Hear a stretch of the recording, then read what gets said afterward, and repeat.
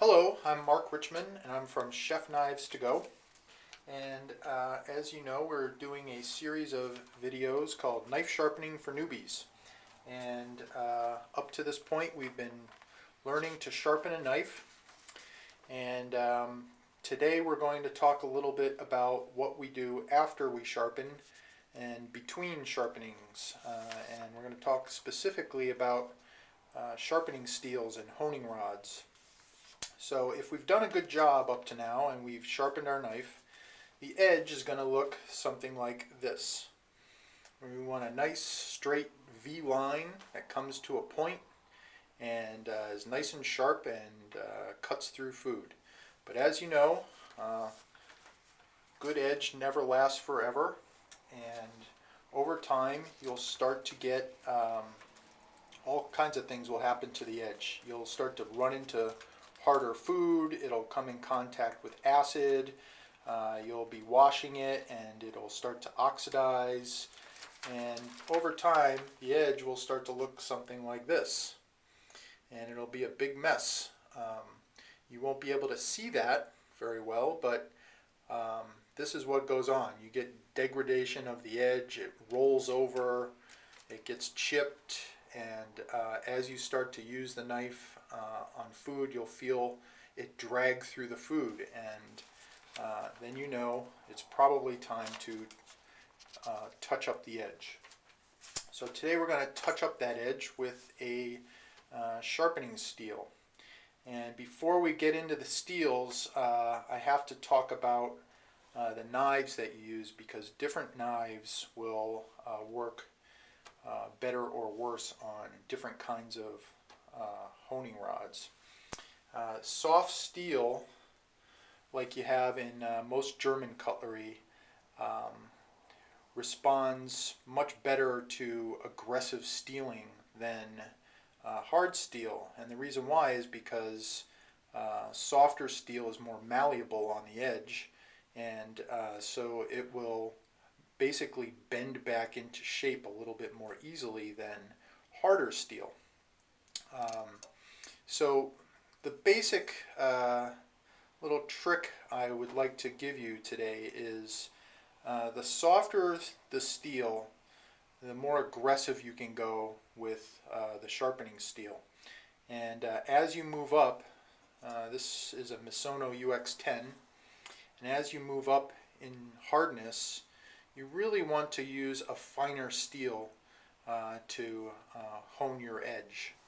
And the basic reason for that is that hard steel, like this Tanaka here, this has an edge that you can really put a steep edge on this knife, and the steel quality is very hard and not as tough as these. So what you get when you try to use an aggressive steel on this knife is it just cracks off the imperfections instead of pushing them back together. And so this would be these are 4 different steels that we sell very well. These are all like best-selling steels, and they all have different kinds of uses. For softer steels, this thing has big ridges in it. It's an F-Dick multi-cut steel, and this will give you a quick restoration of your edge if you're using soft steel. We sell this a lot to professionals that are using less expensive, softer steel house knives. We sell it to butchers and people like that that want to restore their edge quick and take a little material off when they do it, and so that's what this is for. On the other end of the spectrum are this is another F-Dick steel that is called a polished steel, and you can see why. This is polished very, very finely, and this is much more a type of sharpening steel that you would want to use on a knife that uses hard steel, because there's very little abrasion going on here. There's almost no grinding at all. All you're doing is pushing that edge right back to where it was. And the other one that we do very well with is this glass rod that is made by Hand American, and this is a very fine sharpening rod as well. It works quite well, just like the polished steel one. In between these are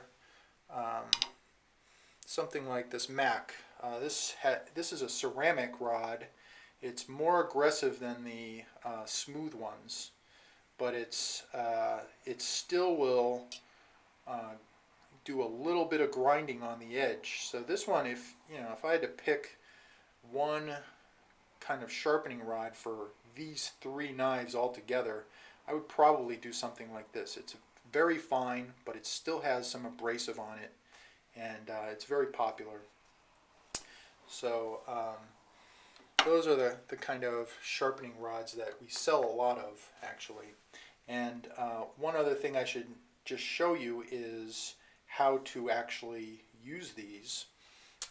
If we were to take my hard Tanaka and check out using this polished steel, you want to basically mimic the edge that you sharpened on. So if you were sharpening at about 15 degrees, you'd want to try to run the knife along the steel at 15 degrees. If you go a little under that, meaning a steeper edge, you won't hit the edge and nothing will happen.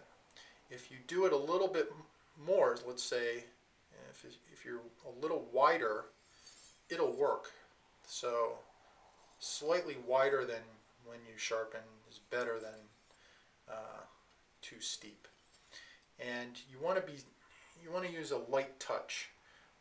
I've seen people slap the knife on their sharpening steels, especially when they're using more aggressive steels like this with softer knives like this Henkel's, slapping it on there, and this is really not a good idea. You want to have, you're basically trying to repair that edge, and if you're aggressive with it, you're just going to mess it up more. So stick the steel right on the counter. If you have a dish towel or something to hold it in place, that's good. And then just run it lightly against the steel. You can alternate strokes like I'm doing. You can do several strokes just like we did with the sharpening stones, and then come over and match the same number and then reduce. So you could go 6 on this side, 6 on this side, 5, 5, etc. It's up to you. But these will all work fairly well, and over time you'll find that the edge will not come back. And when that happens, it's time to go back and hit it on the stones again, because your edge is basically gone. And so that's our tip for today. Tomorrow we're going to talk a little bit about honing, which is another way to extend your edge. So stay sharp.